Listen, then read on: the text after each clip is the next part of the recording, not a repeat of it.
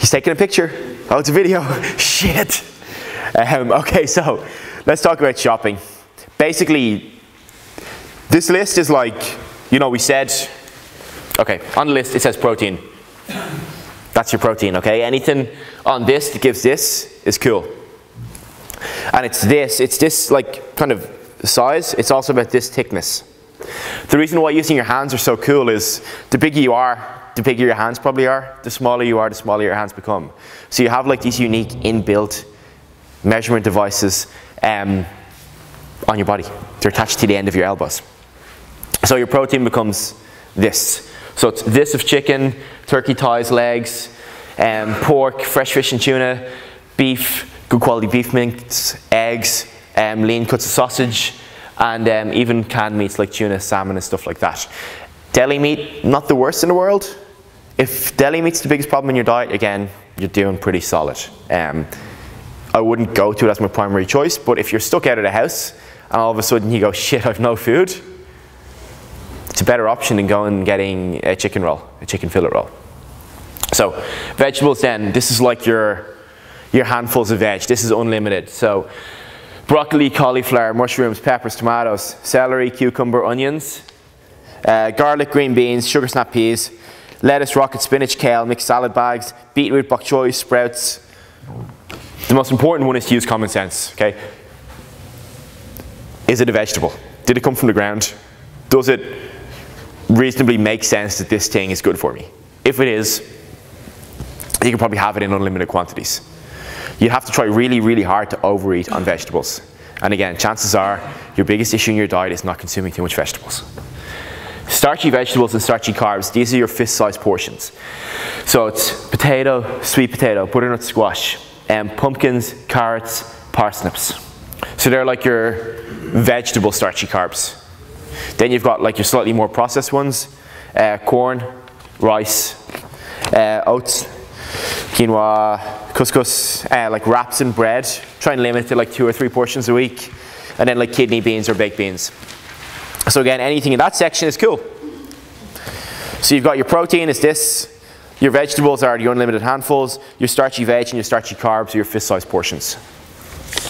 And then you've got like fruit, which will mostly go into your shakes or smoothies. About like a small handful or 2 on each one. Like you don't want to be straining to get it all in, but like look, when I say a small handful, you know exactly what I fucking mean. Like it's literally going like this. It's not like dropping like half of it on the way. Okay, a small handful is a small handful. Okay, cop on. And again, like for the most part, anything in general is okay. The one thing I'll say is watch out for dried fruits. Like dried fruits like dehydrated cranberries and raisins and that sort of stuff is essentially a full-size fruit with all the water removed. When you do that, you take out a lot of the volume. So a handful of like normal cranberries versus a handful of dried cranberries, you end up with a huge amount more sugar in there. Does that make sense? Okay, because you're removing the volume of the water. There's nothing wrong with them, but again, quantities. Then you've got healthy fats and dairy. So you're using them in small quantities, Monday to Saturday. You can have a little bit, but don't go wild on your Sundays. And again, look, you know exactly what I mean when I say don't go wild. Just like you know what a handful is, you know what not going wild is. It's not having, you know, a big 450 gram bag of roasted peanuts. Like I remember a day where I was dieting for a competition and I had a bag of, what was it? It was honey roasted cashews from Marks & Spencer's. Absolutely delicious.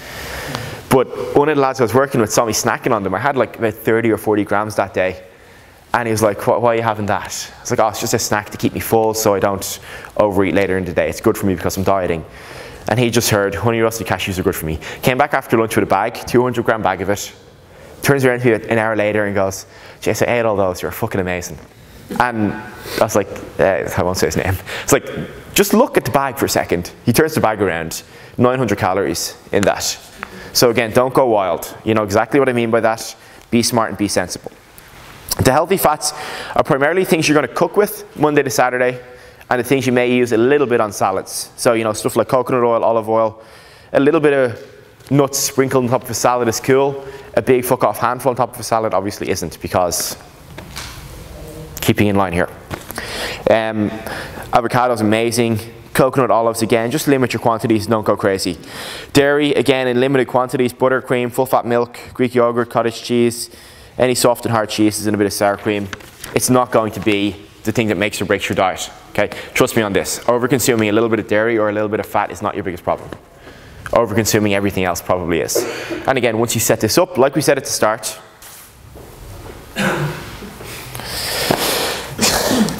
is really where the battle is won and lost. As I'm going to talk a little bit about the questions now that people sent in. I know I said this would run till about 2 o'clock and we're almost there. So if anyone does need to leave, I totally understand it. You won't offend me, don't worry. Okay. So look, I'm going to zoom through the questions that came in. And then if you have any, we'll talk a little bit more about them. So the first question was, what are you struggling the most with when it comes to fat loss? And some of the answers, sweets cravings and snacking, and reducing carbs from meals. So carbs don't have to come out of meals, they just have to be the right kind of carbs. Okay, so it has to be stuff that's relatively low glycemic, stuff that's not going to shoot your blood sugar level up really quickly. Does that make sense? So that's, yep. You know that you always hear you can only have carbs after you train. Yeah. So is that like a window? Thanks, Sarah. So what about carbs whenever you train or only having them after you train? It's not that it's out the window, but most people will end up eating more carbs during the day than they realize. And because they eat more carbs during the day than they realize, it's better to only consciously eat them after training because it means you won't overconsume on purpose. Does that make sense? So when you're having this, you're keeping in mind that's just after you train? No, this can be any time.